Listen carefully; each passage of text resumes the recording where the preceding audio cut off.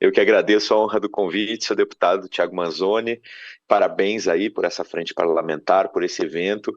Eu agradeço a todos aqueles que estão ouvindo e tiveram aí a gentileza de levantar as mãos, de mostrar um apoio aí ao nosso trabalho na Brasil Paralelo, ao nosso trabalho de intelectualidade, de estudo e ligado também ao audiovisual, de resgate histórico e por aí vai. Meus cumprimentos a todas as autoridades presentes, meus cumprimentos a todo o público que está nos assistindo.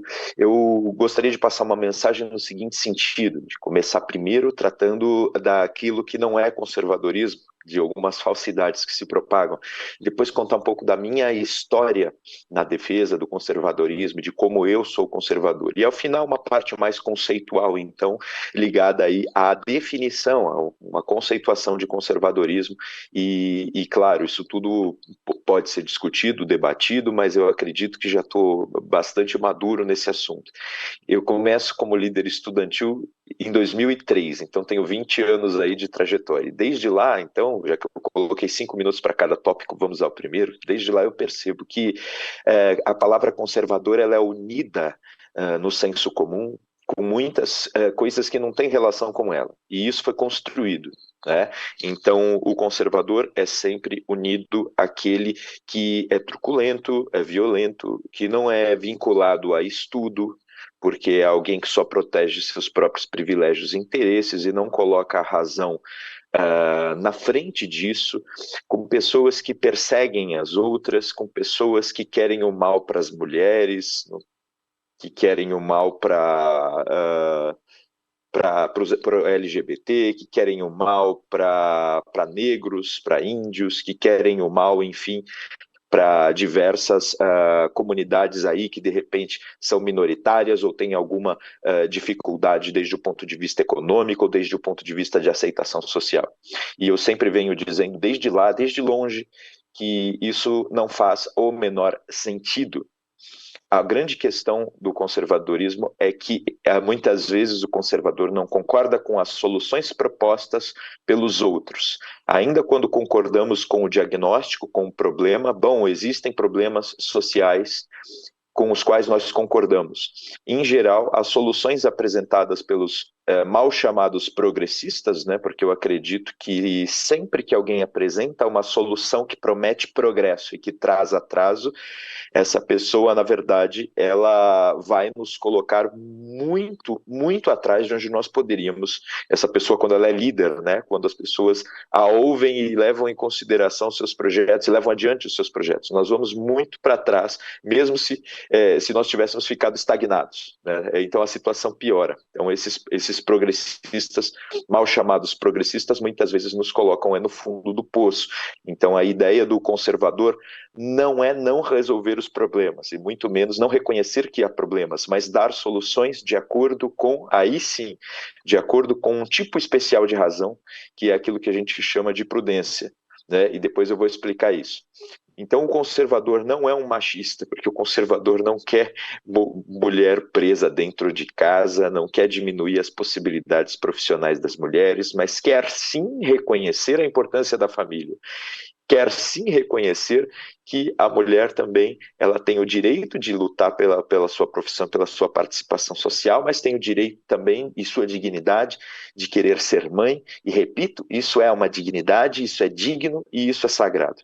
Ao mesmo tempo, quando a gente pensa nas questões mais candentes aí hoje, ligadas, por exemplo, à luta contra a pobreza, contra a miséria, o conservador, evidentemente, ele quer lutar contra a pobreza, contra a miséria, quer que haja abundância, quer que haja prosperidade.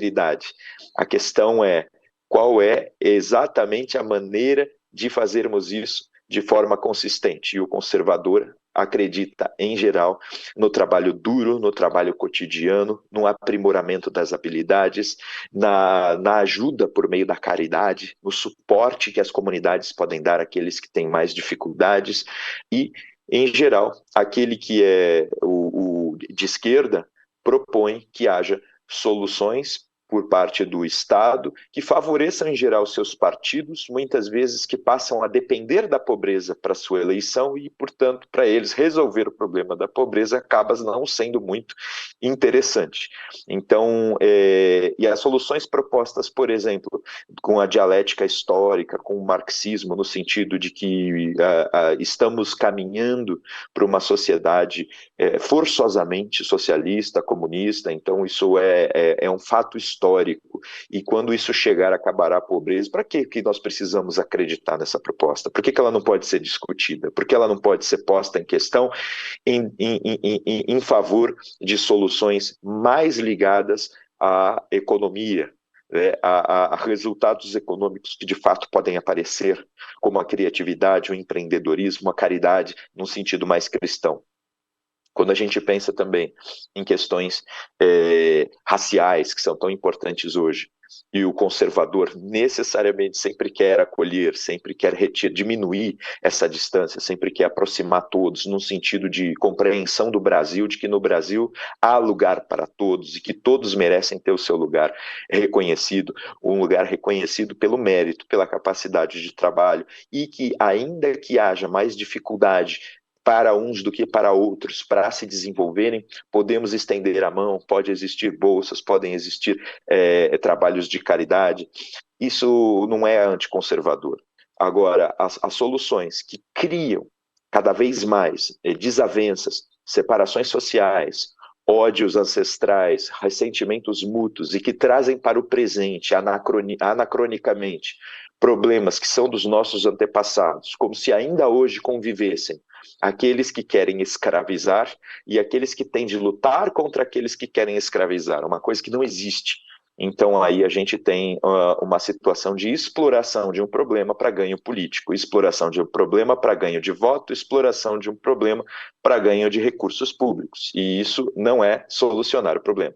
Então, assim, o conservador não é machista, não é racista e não é nenhum dos outros istas que costumam lhe colocar. Quando nós pensamos, por exemplo, na questão dos totalitarismos, né, dos grandes problemas do século XX, e a gente tem ali as figuras dos nazistas inventando uma sociedade nova do nada, simbologia nova, reinventando a Alemanha com símbolos recém-nascidos ali naquele contexto. Isso é tudo absolutamente revolucionário, né? É tudo inovação política e social irresponsável, contra a qual qualquer conservador diria, vai com calma, se explica melhor, vamos pensar. O conservador também não é fascista, aquele estatismo tão característico do fascista não afina com o conservador moderno, com o conservador que aparece no Brasil, principalmente a partir de 2013, quando as pessoas perdem a vergonha de chamar a si mesmas de conservadoras. E quando a gente pensa no conservador, as pessoas pegam a palavra e dizem, conservador é aquele que conserva, portanto é aquele que conserva as suas vantagens. Era assim que eram chamados os conservadores antes, né, de 2013. A gente tinha que se explicar muito para poder dizer que defendia algo conservador, porque a ideia era que conservador é aquele que quer manter suas vantagens, seus privilégios. Aí hoje a gente vê que tem uma série de conservadores que são pobres, conservadores que são negros, conservadoras mulheres, conservadores, enfim, de todos os tipos, e aí a gente nota o seguinte, o conservador é aquele que quer preservar aquilo que de melhor a sociedade alcançou com muito custo, geração a geração, e quer sim que venham os verdadeiros e reais progressos, desde que isso seja verdadeiramente comprovado, debatido, atestado como a melhor solução. E se for necessário testar, que se teste realmente de maneira prudente e não exagerada, perigosa, arriscada para a totalidade das pessoas. Um pouco da minha história, para a gente mostrar como é que isso tudo foi enfrentado. Como eu disse, eu viro líder estudantil, representante de classe e depois diretor do DCE. Por essa, talvez nem o deputado esperava. Pouca gente sabe dessa parte da minha história. 20 anos atrás mesmo, e já percebi que havia dentro daqueles grupos uma tomada total pelos partidos escolares, pelos partidos universitários e pelos próprios partidos políticos de esquerda. E eles faziam, então, eventos, eleições, no sentido de sempre temos que fazer com que eles votem no tal, quando tinha a eleição. né? Então, os líderes estudantis tinham o trabalho de dentro da universidade fazer com que os universitários votassem nas personalidades tais de esquerda. Eu tomei um susto com isso, achei aquilo muito... eu era muito ingênuo ainda tivesse estudado bastante filosofia política, tinha alguma dificuldade de interpretar a prática política e, ingenuamente, achei que seria interessante participar daquilo, mas depois percebi que havia uma tentativa de manipulação. E aí apresentei a eles propostas de estudo, para que a gente fizesse com que a universidade toda estudasse conceitos essenciais da política, conhecesse o funcionamento do legislativo, do executivo, entendesse como funciona o processo legislativo, o processo eleitoral. Montei um plano ali com livros clássicos da política e, ao mesmo tempo, todas essas questões mais ligadas ao funcionamento político-jurídico da nossa vida pública, da nossa vida cidadã. E o nosso colegiado, eu era diretor sociocultural, sempre desaprovava, dizendo: não, temos que ensinar o marxismo, então vamos fazer grupos de estudos marxistas. E daí é que, depois de uma longa batalha ali, esse foi o meu primeiro curso em filosofia, depois eu fui para o direito, e no direito eu abri sim um grupo de estudos, que aí sim estudava melhor a política enquanto funcionamento e a política em debate com os grandes pensadores, sendo Marx um deles, mas não o guru, né? Que esse pessoal tem por Marx o guru, e muita gente tem outros gurus derivados aí posteriores. E eu achei que valia a pena buscar. E aí eu fui buscando e fui encontrando vários outros autores. Encontrei, então, o Edmund Burke, que faz uma defesa do conservadorismo num contexto bastante intenso, que era o da Revolução Francesa, um irlandês que era deputado e intelectual, escreveu livros brilhantes, entre os quais um livro sobre a Revolução Francesa, Reflexões sobre a Revolução Francesa, no qual ele diz algumas coisas importantes, entre as quais aquela de que nós temos uma necessidade de valorizar os antepassados, os presentes e os vindouros, né? Os futuros, a geração futura. E essas gerações é que formam o povo. Nós não podemos inaugurar tudo do zero no presente, ignorando tudo que veio do passado e deixando de pensar nas consequências para gerações futuras. Ele trouxe esse conceito, entre outros. Eu acho esse conceito essencial também para pensar desde um ponto de vista conservador. Aí ele debateu com Thomas Paine, ele debateu com diversos outros representantes da esquerda, que eu também gosto de lê-los, tá? Eu acho muito interessante esse debate no contexto da Revolução Francesa, e aprendi com ele muita coisa. Como eu estudei muito Brasil, que eu fiz filosofia, direito, história, pós em educação, mestrado em história do direito e estou doutorando em estudos globais. Quando eu estudei Brasil, história do Brasil, que é uma das minhas maiores paixões, fiquei famoso com a história do Brasil, eu percebi que nós tínhamos também herdado um pouco dessas discussões.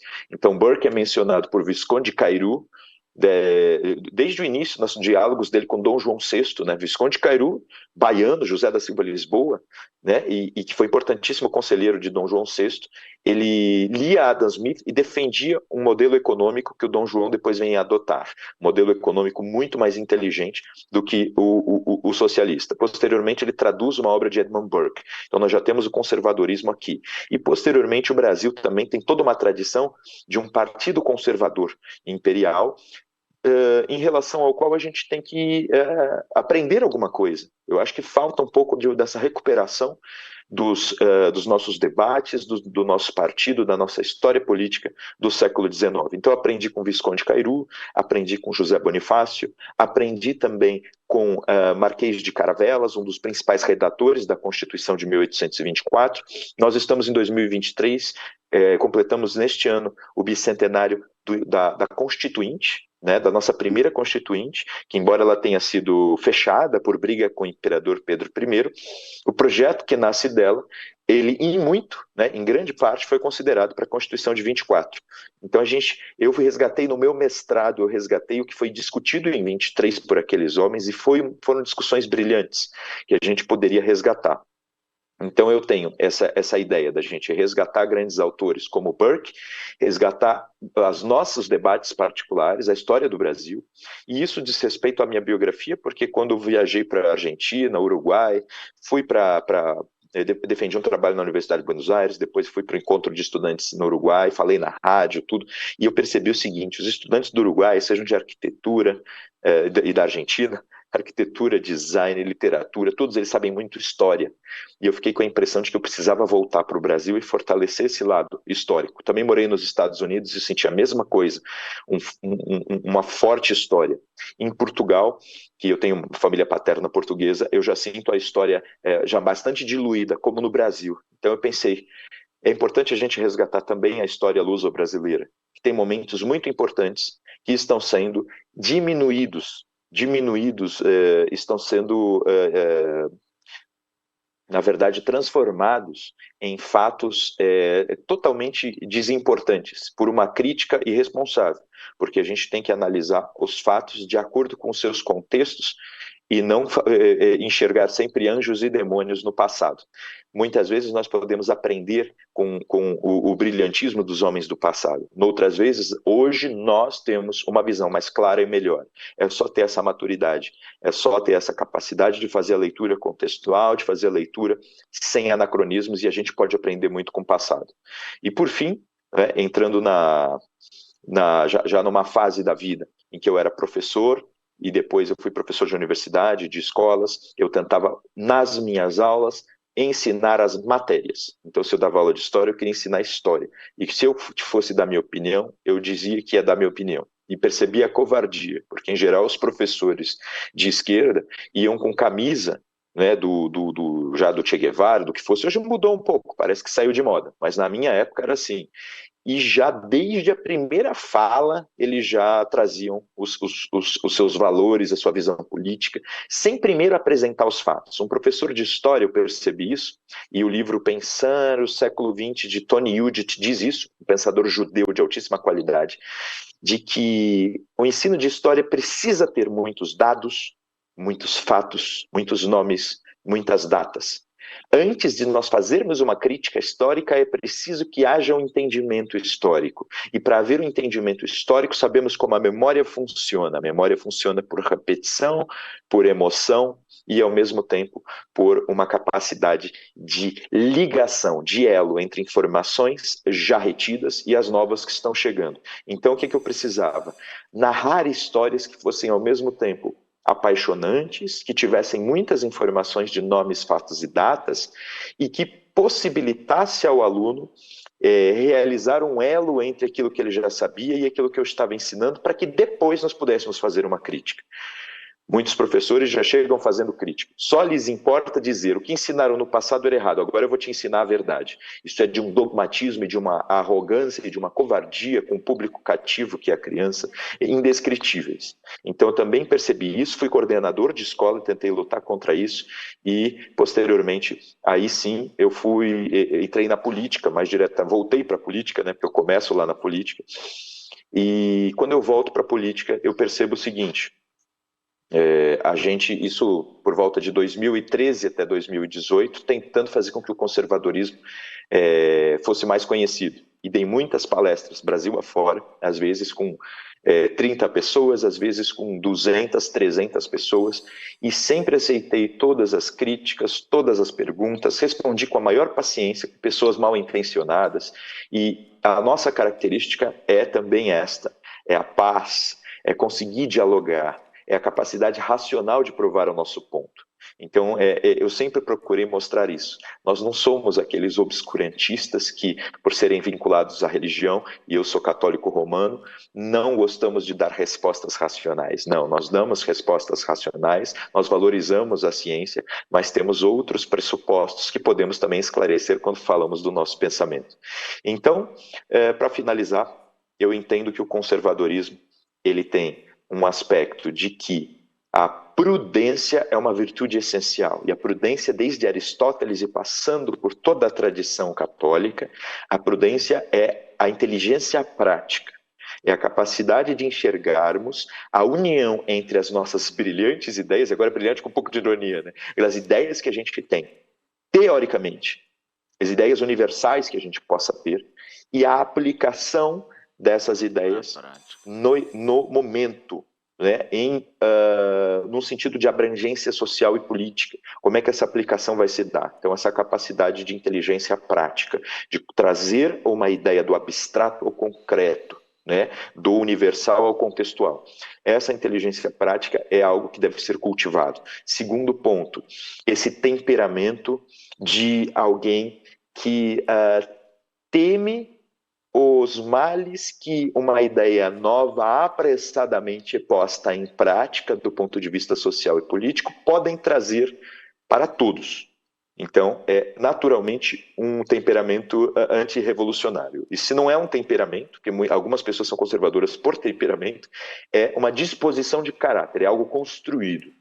É uma espécie de pessimismo que não nos deixa, como dizia o Roger Scruton, pode nos fazer parecer às vezes chatos, né?